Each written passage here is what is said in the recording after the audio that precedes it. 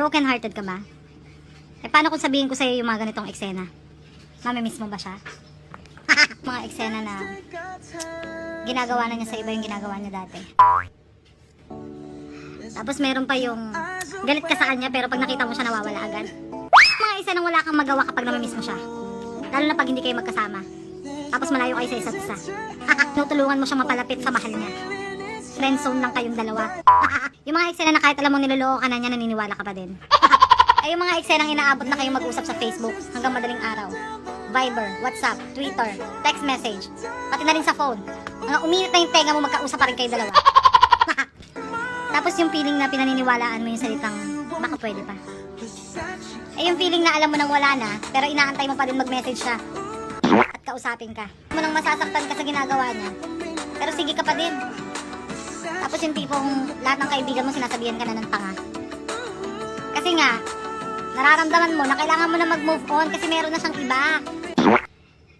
Eh yung mga eksenang kaka-break nyo lang kahapon, pero pagising mo sa umaga ang hirap bumangon. Tapos yung feeling na lahat binigay mo pero hindi niya pa rin makita. Ramdam mo.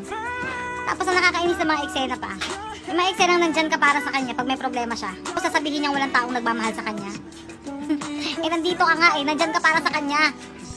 Hindi niya pa rin madama. Tapos yung mga eksenang ngumingiti ka kahit nasasaktan ka na, para lang hindi maipakita sa kanya.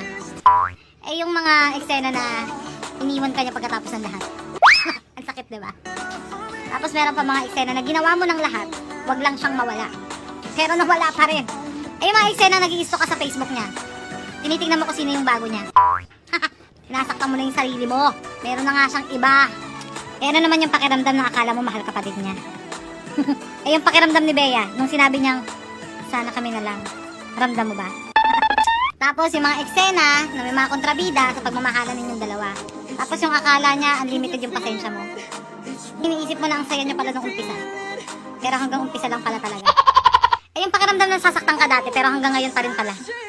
Tapos marirealize mo na mahal mo pa rin pala siya. Pero huli na. Eh yung mga time na gusto niya makapagbalikan sa'yo, pero naniniwala ka pa ba sa kanya? Yung mga pakiramdam na sinira na naman niya yung tiwala mo sa kanya. Eh yung mga kaibigan mong malakas mang-asar. Pero mas malala naman sila. Eh yung pakiramdam na tinitiis mo ng lahat ng sakit. Yung eksenang imong-imo ka na. Tapos yung pakiramdam na kusa na lang tumutulo yung luha mo dahil sobrang sakit na. Pakiramdam na napapabuntong hininga ka na lang. Ay. Eh ano naman yung pakiramdam na naalala mo siya habang sinasabi ko sa'yo to?